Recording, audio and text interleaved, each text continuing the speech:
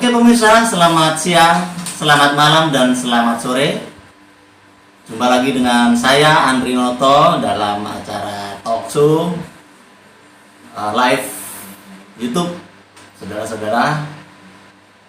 Bersama narasumber kita yang sangat setia, Bro Edu Sianturi. Siap. Selamat datang. Siap. Oke bro, senang sekali kita akan kembali membahas segmen kita tentang hati seorang bapak atau seorang ayah terhadap anak-anaknya. Jadi begini bro, saya melihat orang-orang tua zaman sekarang mengalami kesulitan. Ini contohnya saya nih, saya punya anak yang sudah menginjak SMP. Anak saya dari SD lulus kemudian daftar SMP. Nah, tentu sudah remaja dong, ya kan? Ya. Saya melihat istri saya sudah melakukan teladan atau cara mengajar anak yang baik. Contohnya nih, apalagi anak perempuan ya, contohnya nih ngepel, nyuci baju sendiri, ngegosok, cuci piring, seperti itu bro. Yeah. Tapi seringkali saya melihat lalai juga. Jadi anak saya ini seringkali lalai, dia masih asik main game, kadang-kadang berlarut-larut main tempat tetangga gitu kan. Kadang-kadang bangunnya kesiangan, kadang-kadang juga tidurnya nggak terkontrol, bisa jam 1, jam 2. Nah, saya ingin melihat nih kiat-kiat apa yang kira-kira baik untuk anak supaya habitnya terbangun. Oke.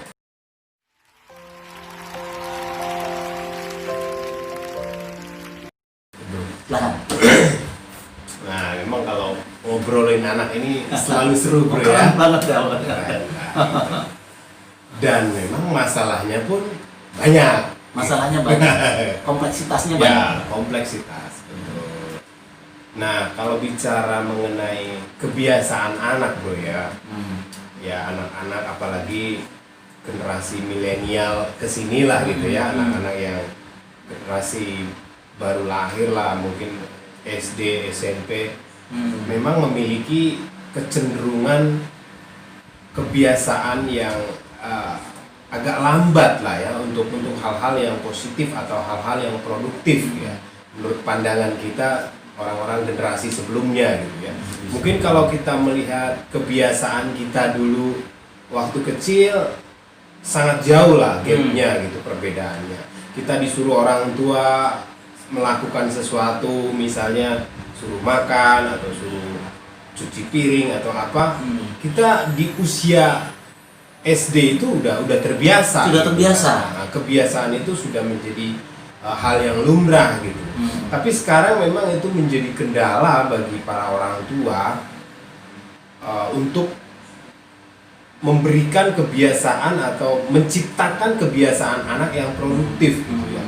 Ini memang masalah yang dialami oleh banyak orang tua gitu. Nah, sebetulnya ada hal yang penting dilakukan oleh orang tua adalah membangun dari sejak kecil memang gitu. Jadi dari usia anak ini mungkin 3 atau 4 tahun kita perkenalkan dulu gitu. Nah, salahnya orang tua terkadang tidak dimulai dari usia dini gitu. Nah, nanti ketika anaknya udah SD kelas 6 atau udah masuk SMP baru diajarin gitu untuk cuci piring. Nah, sebetulnya itu jadi sudah terlambat fasenya. Terlambat ya. Nah, sebetulnya dari umur 4 tahun atau 5 tahun kita harus sudah mulai memperkenalkan gitu, tentang bagaimana membangun habit ini atau kebiasaan produktif ini kepada anak gitu. Contohnya, kalau kita mau memperkenalkan cuci piring nih ke anak-anak gitu, ya di umur 4 tahun 5 tahun sambil ibunya atau ayahnya cuci piring gitu, anaknya disuruh nonton aja gitu, disuruh melihat bahwa bapaknya atau ibunya sedang melakukan aktivitas produktif di rumah tangga, cuci piring misalnya. Nah, demikian juga halnya dengan kebiasaan positif yang perlu kita bangun di dalam kerohanian anak gitu. Contohnya bagaimana anak-anak itu terbiasa membaca Alkitab gitu. Nah, kita harus contohkan itu. mulai dari anak-anak umur 4-5 tahun kita bacalah Alkitab di depan anak-anak. Iya. Kita tidak harus mengajarkan langsung Alkitab kepada anak-anak, tapi kita contohkan, kita beri keteladanan bagaimana kita membaca Alkitab. Nah, satu lagi triknya, ketika kita mengajarkan anak untuk membaca Alkitab, ya yang dibaca benar Alkitab gitu, bro. Jangan sampai kita mengajarkan baca Alkitab kepada anak, tapi kita bacanya di tablet atau di handphone. Nah, itu kebiasaan saya, bro. Nah, itu penting juga. Itu saya banget, bro. Oh gitu ya. Itu saya banget. Nah, ini jadi biar berhasil ya pakailah Alkitab gitu. Iya. Saya pikir itu akan lebih efektif, bro. Lebih efektif ya. Nah, hal ini juga saya praktekkan pada anak saya yang umur 4 tahun dan si Samuel yang 6 tahun. Ya, ketika saya baca Alkitab yang saya baca. Bukan saya baca di HP atau tablet. Android tab. Ya. Android tab. Nah, itu kira-kira sih, bro. Ya. Oke. Saya tangkap. Jadi sejak dinilah kita harus mengajarkan itu ya. Supaya tidak terlambat ya fase-fasenya seperti ini. Contohnya anak saya ini yang kedua nih. Buang sampah itu saya lihat dia tertib bagus tuh.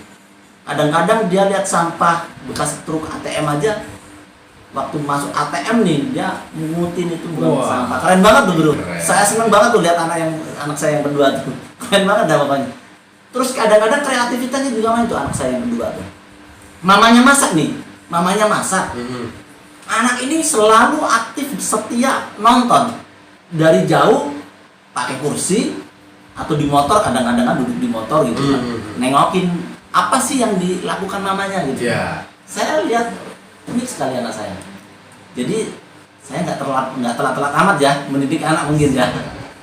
Oke ya pemirsa, demikian kiat-kiatnya. Jadi kita harus membangun habit sejak dini anak.